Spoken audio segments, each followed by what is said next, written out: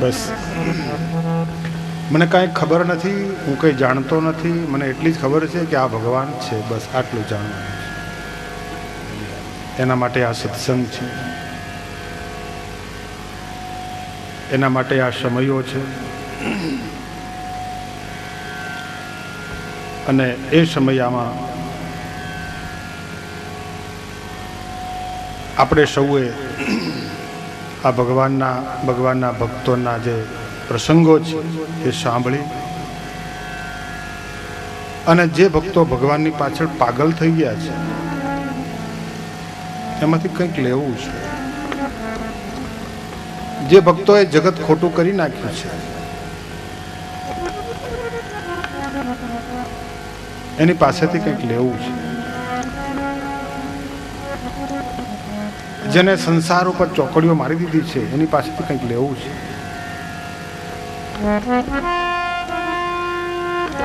એવું નથી કે વ્યવહાર છોડી દેવો છે, એવું નથી કે બધા સાથે સંબંધો ટાળી દેવા છે, એવું નથી કે ઘર છોડીને ચાલ્યા જવું છે, એવું નથી કે બધાને કાઢી મૂકવા છે, એવું નથી કે એ ઘરનું પોષણ નથી કરવું. એ જે લેસન ભગવાને આપ્યું હોય, જે હોમવર્ક ભગવાને આપ્યું હોય તો કરવું જ પડે. કારણ કે ભગવાને આપેલું હોમવર્ક છે એ કરવું પડે.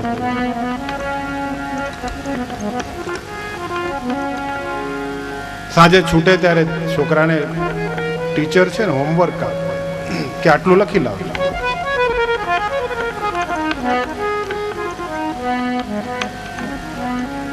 ઘણી વખત એક ને એક વાત 100 વખત લખાવ્યો, પાકું કરવા માટે 100 વખત શીખવા. આ વ્યવહાર છે, સંસાર છે, એક ભગવાને આપેલું હોમવર્ક છે. અને જો નહીં લખીને જઈએ તો બીજા દિવસે સાહેબ સ્કૂલમાં ઊભો રાખશે કે મેં તને આ કામ આપ્યું હતું કે તે પૂરું ન કર્યું. ભગવાને આપેલું એક હોમવર્ક છે,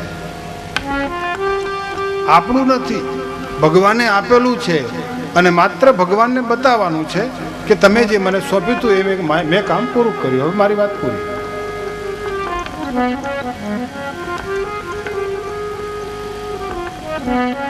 બસ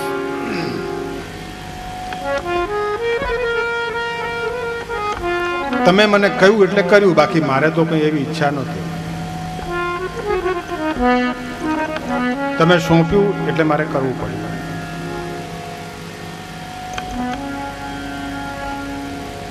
જેમ ભગવાન રામ 14 વર્ષ વનમાં ગયા તો ભરતજીએ ભગવાન રામની ચાખડીઓ ગાદી ઉપર મૂકી રાખી અને બધો વહીવટ કર્યો, બધો રામના નામે વહીવટ કર્યો. અને કંઈ પણ મૂંઝવણ થાય ત્યારે ચાખડીની સામે જઈને ઊભા રહે, હે મહારાજ, હે મારા પ્રભુ,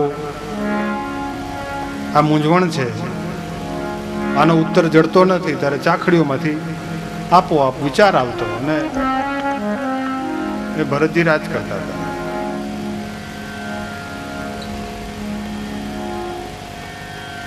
અને કોઈને કહેવું હોય તો એમ કે, કોઈનો પુરસ્કાર કરવો હોય તો કે ભગવાન રામ તમારું સન્માન કરે છે, ભગવાન રામ તમને આદર આપે છે. કોઈ અતિથિને દાન કરવાનું તો કે ભગવાન રામની આ રાજગાદી છે અને ભગવાનના રામ વતી હું એનો કિંકર છું, હું તમને આપું છું.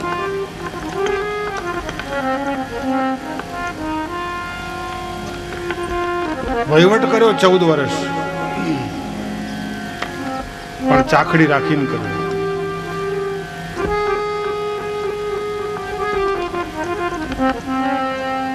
આ લાખો વર્ષ પહેલાની કથાઓ છે.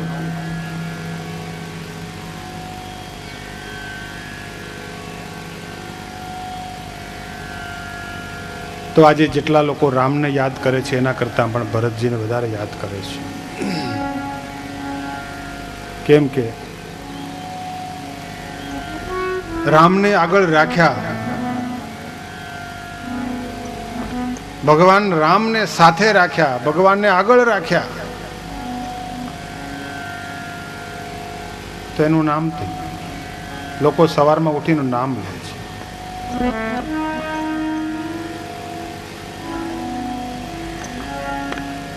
तुम मम प्रिय भरत सम भाई।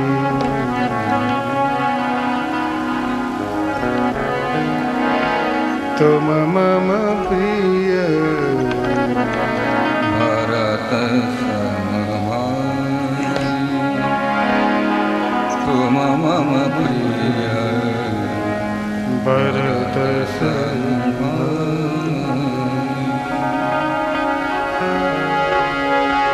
भरत सम भाई। भरत सम भाई। तुम मम प्रिय भरत सम भाई।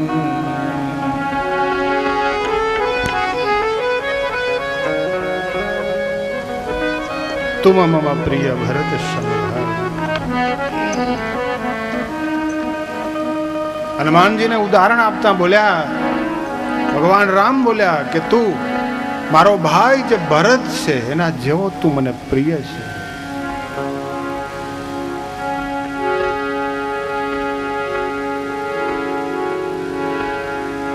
જે ભાઈને રાજગાદી દેવા માટે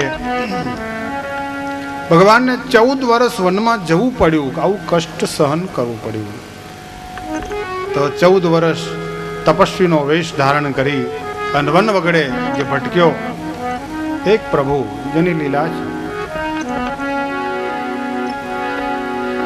તો એમ ભરત ભાઈ કપિસે ઉરીણ હમનાઈ.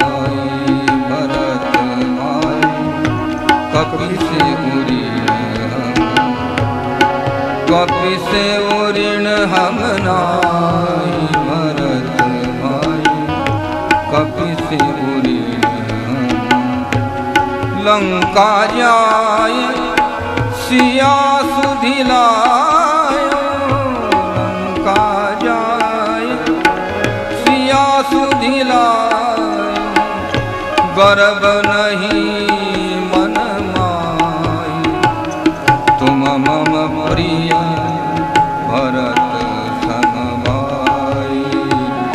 તુમ મમ પ્રિય ભરત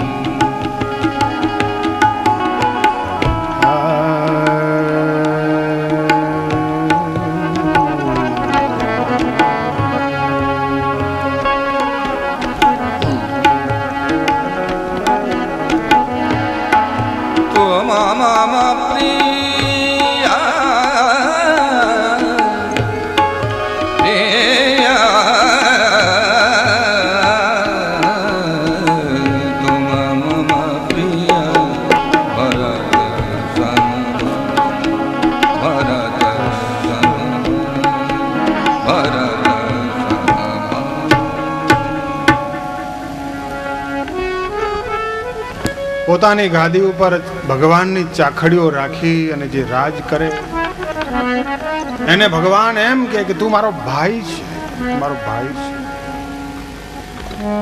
ભાઈ એટલે કહેવા માંગે છે કે તું મારા હકોનો બરાબર હકદાર છું, બરાબર હિસ્સેદાર છું.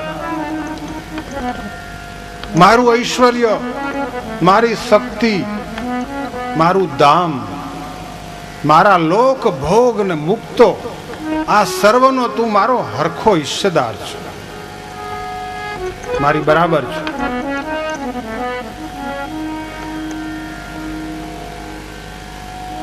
મારી મિલકતનો તો હિસ્સેદાર છે.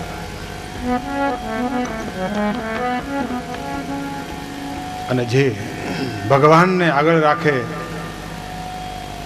ભગવાનને મોટા કરીને આગળ ચાલે, ભગવાનની ચાખડીઓ રાખી, ભગવાનને મોટા રાખી, ભગવાન કેમ ભગવાનનું છે એમ માની જે કરે એને ભગવાન એમ કે તું મારો ભાઈ છે. અને તું નહીં માગે તો તું બધો તમામ હકનો તો હિસ્સેદાર છે.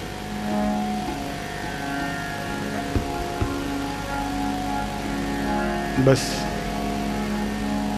જે વ્યવહાર, જે સંસાર, જે માયા જગત જે પણ મળ્યું છે અને જેને મારું માન્યું છે એ હું માત્ર ચલાવનાર છું, પણ માલિક એ ભગવાન છે.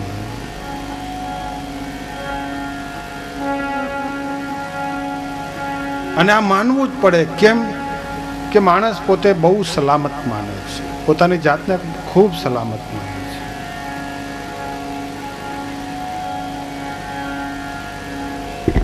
અને એમ માને છે કે મારે તો હજુ બહુ જીવવાનું છે, બહુ લાંબુ ઘણું જીવવાનું છે, એમ માને છે. અને એને પોતાના અસ્તિત્વનું, પોતાના દેહનું એટલું અભિમાન છે અને એ અભિમાનમાં પોતે વધારે સલામત માને છે. પોતાને સલામત માનવું એ આ માણસનો અવગુણ છે, ગુણ નથી. પોતાને સલામત માનવું એ અજ્ઞાન છે, એ દોષ છે.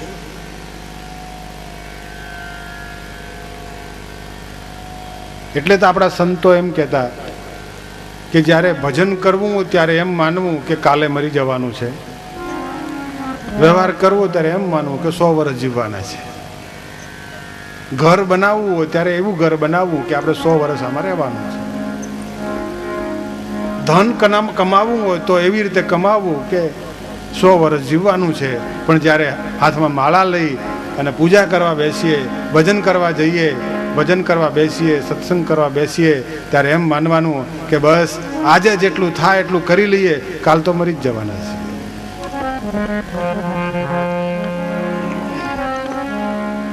આજ ટાઈમ નથી, કાલે વાત, તો એની કાલ કોઈ દી આવે નહીં.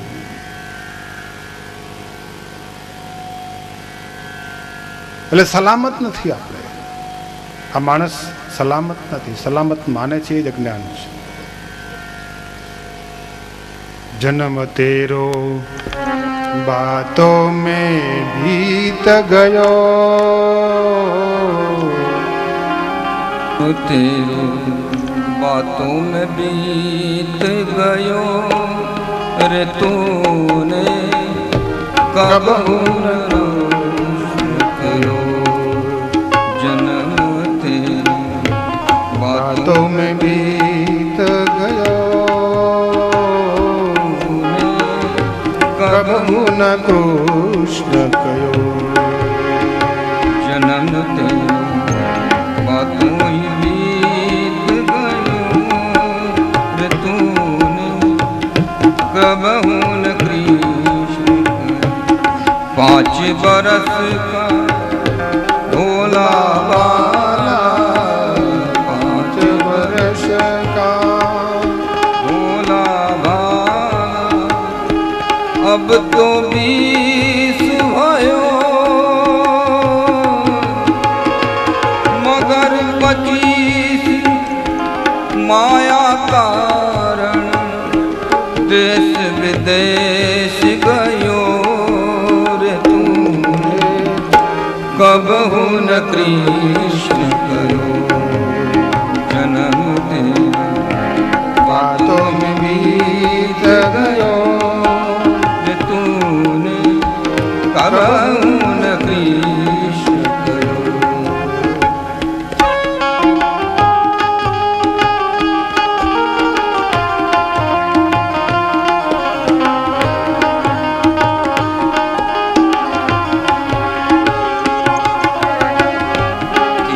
बरस में अब मति उपजी, 30 वर्ष की अब मति उपजी, लोभ बड़े नित नयो,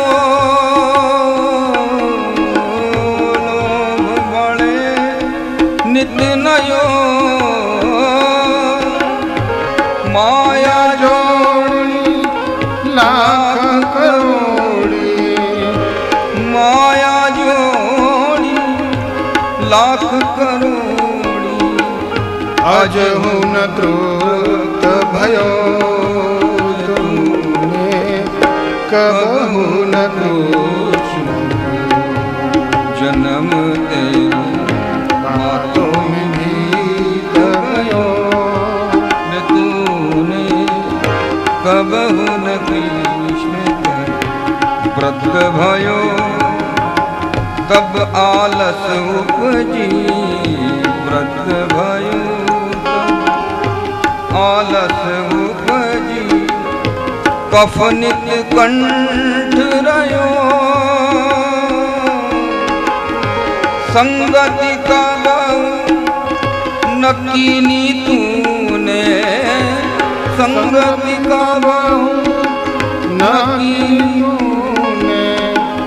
बिरथा जन्म गवाया तूने कबहु न कृष्ण जन्म तेरा बातों ही बीत गयो रे तूने कबहु न कृष्ण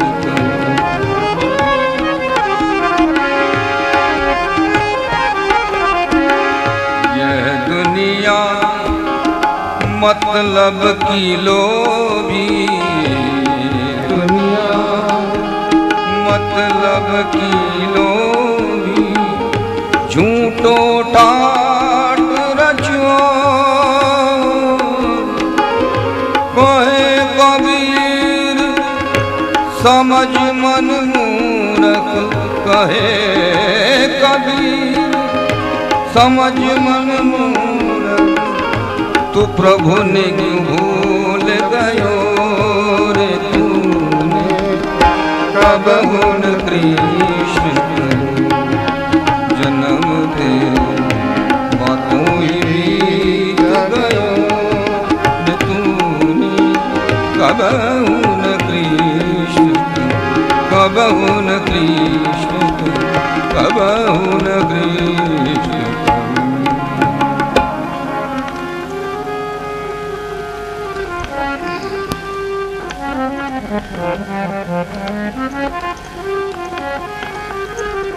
જેને સંસાર ખોટો માન્યો એને ભગવાનની કથામાં ભગવાનના ભજનમાં સત્સંગમાં રુચિ થઈ છે એટલા માટે કે આપણું મન છે હંમેશા ભવિષ્યમાં ચાલુ જતું હોય છે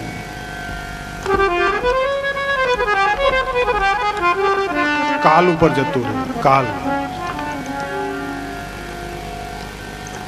મન કોઈ દિવસ વર્તમાનમાં ન હોય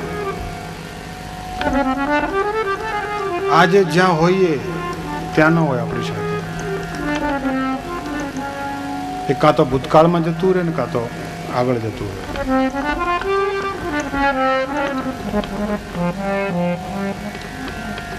કહેવાય આપણું મન પણ આપણી સાથે ન હોય કથા ચાલુ ન થઈ હોય ત્યાં સુધી મન આપણું કથામાં આવે હમણાં 8 વાગે કથા ચાલુ થઈ જાય અને કથામાં જઈએ અને કથામાં આવ્યા એટલે મન ચાલી ગયું ક્યાં કે હમણાં 10:30 વાગે પૂરું થાય એટલે વચ્ચે 2-4 કલાકનો ગાળો છે ત્યાં આને મળી આવું આ વાત કરી લઉં પેલું કામ બતાવી દઉં આને ફોન કરી લઉં પેલાની વાત સાંભળી લઉં પેલા આપણે સગાને કહેવાનું રહી ગયું છે એને ફોન કરી દઉં હજુ પેલા ભાઈને બોલાવવાના હતા એને મેં એને 11 વાગ્યાનો ટાઈમ આપ્યો હતો એને કહી દઉં અને વળી પાછો હું સાંજે 4 વાગે તો આવી જ જવાનો છું પણ 4 વાગે આવ્યો કે અત્યારે બેહીને સન્માન 4 વાગ્યાને તું માંડે છે એના કરતાં અહીંયા બેઠો છે તો સન્માન બેહી રહે તો કે ના હવે આ 10:30 પૂરું થાય એટલી વાર છે સાંજે તો હું આવીશું